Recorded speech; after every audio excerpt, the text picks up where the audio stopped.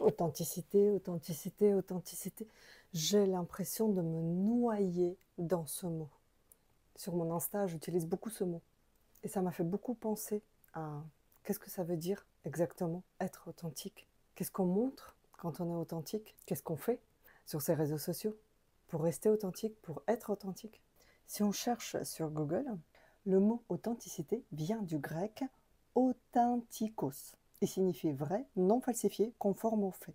En transposant ce terme à une personne, être authentique signifie exprimer et agir conformément à son vrai moi, ce qui comprend ses propres pensées, émotions, besoins, valeurs, préférences et croyances. Et donc oui, sur nos réseaux sociaux, on est en quête perpétuelle de l'authenticité, de vouloir être vrai au maximum.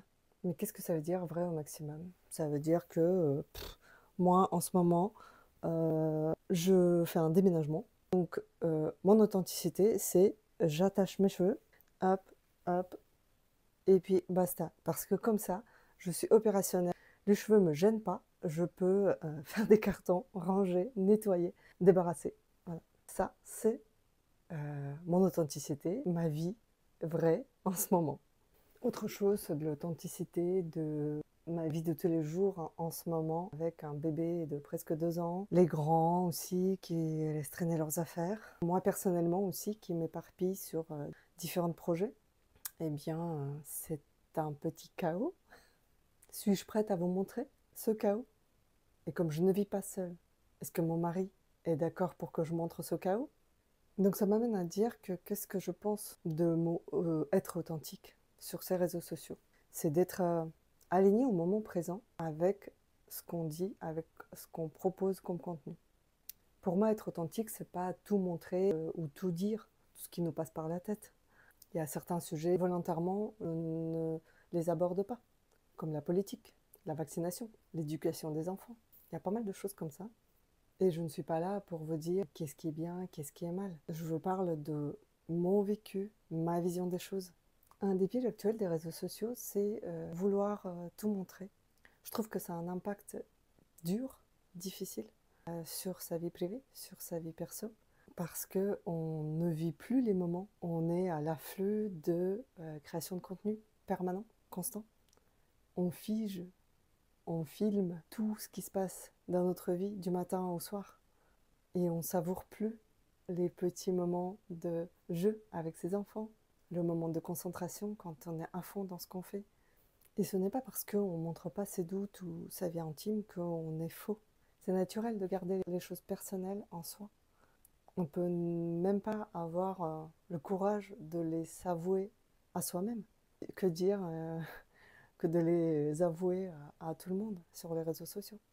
Ma vision d'une femme authentique, c'est celle qui se sent à l'aise, se sent bien avec son image. Qu'elle se maquille ou qu'elle se maquille pas, qu'elle s'étend les cheveux ou elle s'étend pas les cheveux. Si je reviens en arrière sur mes contenus, sur mes reels d'il y a 1 an, il y a certaines choses qui ne sont plus d'actualité. Ce ne sont plus des idées que je partage. Je ne suis plus convaincue par mes propres propos il y a 1 an. Pas tous, mais certains. Et c'est normal, parce que à ce moment-là, c'était quelque chose qui m'animait. J'étais persuadée que c'était quelque chose d'important. Et aujourd'hui, ça ne l'est plus.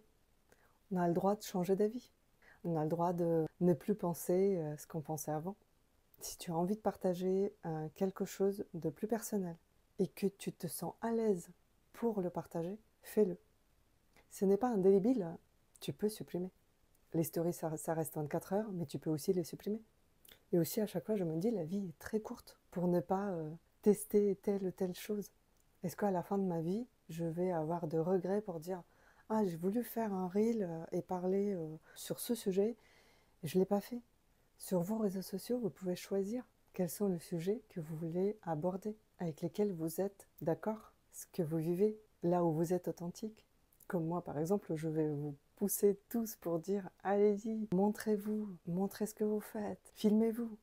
Pas seulement pour votre business. Je pense que moi, ça m'a beaucoup changé. Le fait de me voir moi-même sur l'écran.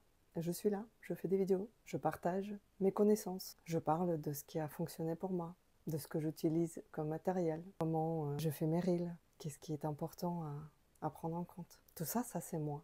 Je peux en parler tous les jours. C'est mon univers. J'ai envie de montrer que c'est facile. On peut le faire, tu peux le faire. L'autre côté de mon authenticité personnelle, c'est que j'adore mon âge. J'ai 42 ans. Moi, d'il y a 20 ans, elle aurait dit cette vieille-là, elle adore son âge. En plus, elle le dit comme ça, clairement, à tout le monde. Oui, je savoure le fait d'avoir 42 ans, d'avoir 3 enfants, d'avoir établi des relations que j'ai avec ma famille, avec ma belle famille, avec mon ex-belle famille, avec mes amis. Tout ça, c'est moi. La maternité, le fait de vouloir concilier à tout prix la vie privée et la vie perso, chercher des solutions pour pouvoir être présente un peu partout. Il y avait une interview de Shonda Rhimes, la créatrice de Grey's Anatomy.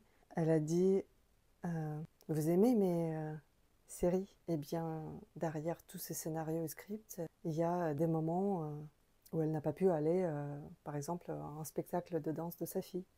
Et c'est pour ça, oui, 2 fois, il y a du retard de diffusion des sorties des séries. Pourquoi? Parce qu'elle a décidé de profiter des moments avec sa famille. Et elle a décalé le temps pour finir le scénario plus tard. Et ça aussi, c'est l'authenticité que je proclame.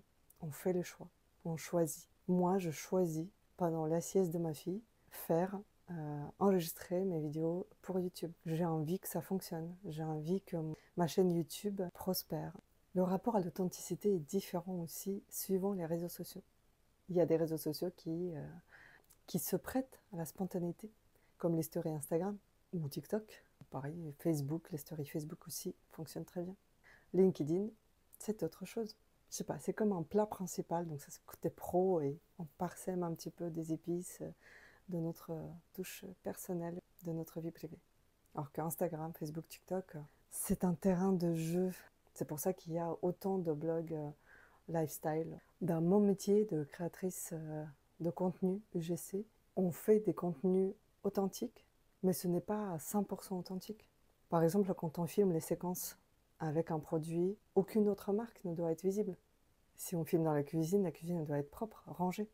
On ne doit pas porter des vêtements où on distingue bien la marque de vêtements. Donc les contenus je sais sont authentiques, mais à un certain degré. On fait la publicité d'une marque, on fait la publicité d'une entreprise, de son produit, de ses services. Alors vous, l'authenticité, vous en pensez quoi? Dites-moi quel est le rapport que vous avez avec ce mot, authenticité. Qu'est-ce qui est caché derrière ce mot? Qu'est-ce que vous êtes prête à montrer? Mot de la fin, abonne-toi, active la cloche pour avoir encore plus des infos, des partages, des conseils sur la gestion de tes réseaux sociaux. À bientôt!